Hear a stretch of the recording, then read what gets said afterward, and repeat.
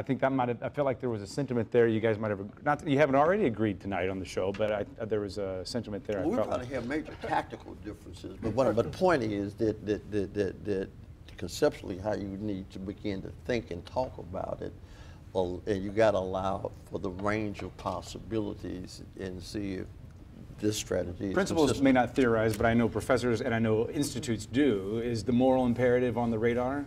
Oh, absolutely, it's a moral imperative. I mean, that's the reason that I got interested in this is because I'm interested in getting kids a quality education because I have kids that I want to get a quality education, and I know the benefit that comes from choices. You know, I was a teacher, my wife was a teacher. We had our kids in a school that we didn't feel was meeting our needs, and so we were able to pull them out. My wife was a teacher in the district.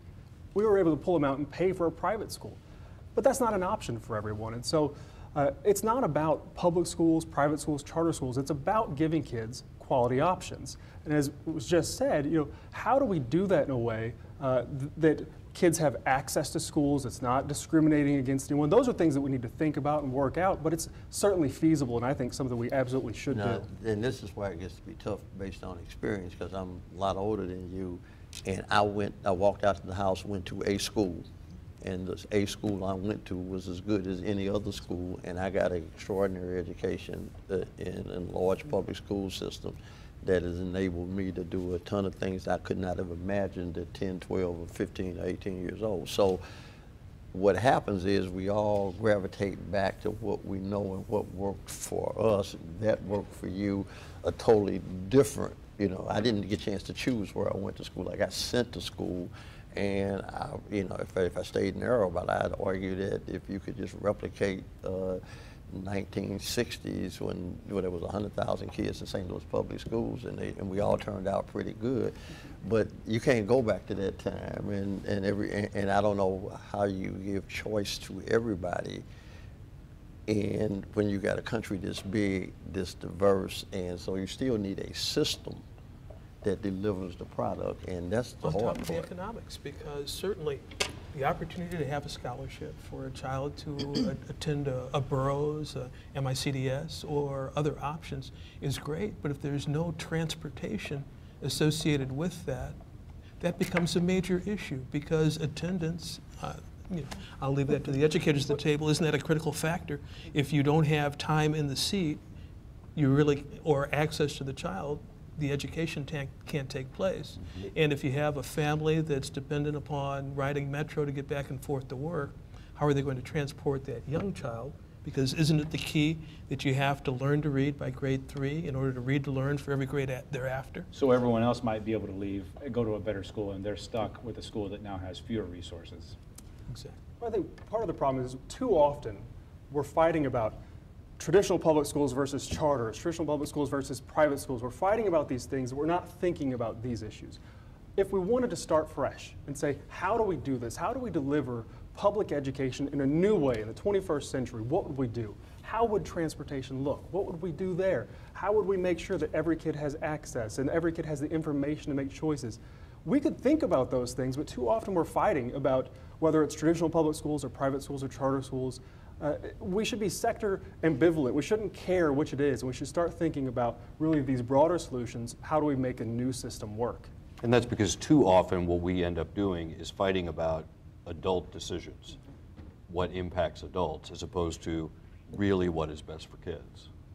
And we have to reach a point where we're really looking at this as a moral imperative for children.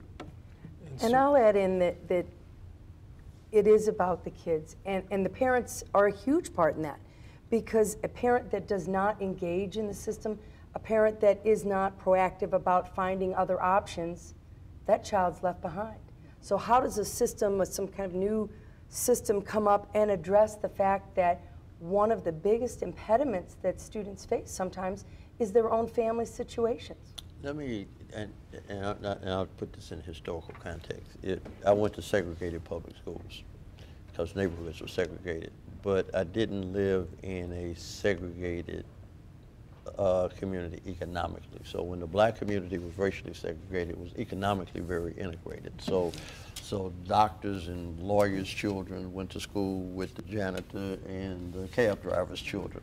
So what you had was, and also you had some brilliant black educators who couldn't go do other things, so they all had to teach public school. So all of a sudden, the benefit to me of segregation was I got these extraordinary teachers in an integrated, economically integrated environment. So these middle class people can make the system work. So if you're a child from a poor family, you are also the beneficiary of an environment, an aspirational environment created by middle class professionals, and you have then the ability to break generational poverty because you can have a different experience than your family. I would argue that we need to think about it like this. There's things you got to fix in the building. Teachers, building leaders, whatever the pedagogy is, that, you know, whatever that is. That's a technical issue. And then you got kids that come from, I would argue, communities that have lost their structural integrity. You know, like the way engineers talk about a building. It looks like a building, but it's not safe to go in there because it could collapse.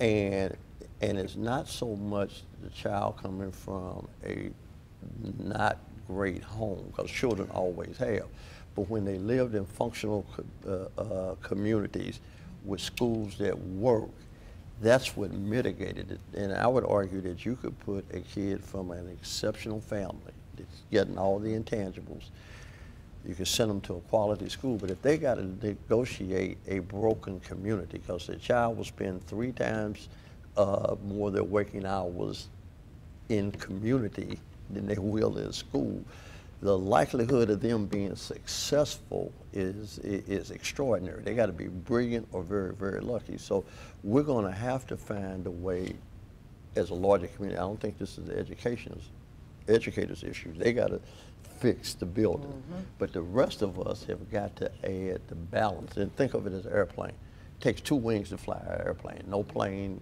can take off with just 1 wing. If it's got 2 wings, when it takes off, it loses 1, it's going to crash. So you have to fix the school side, whatever that is. And then you have to provide a quality community independent of the status of the specific home. If you can put those 2 things together, I'd argue you've got a chance to maximize the opportunity for any child, no matter who they happen to be. We'll leave it there, Well said. except I will, it's a great place to leave it, and but I'll just add one little thing, and that is that I was at Jennings Junior High today, and the comment was made, a student wants to go into nursing, and she never thought that was possible until it was a field trip that their teachers took her on, and it exposed her to a larger aspiration like you're talking about right there. So thank you all very much. I appreciate your time. Thank you. Thanks for watching, too.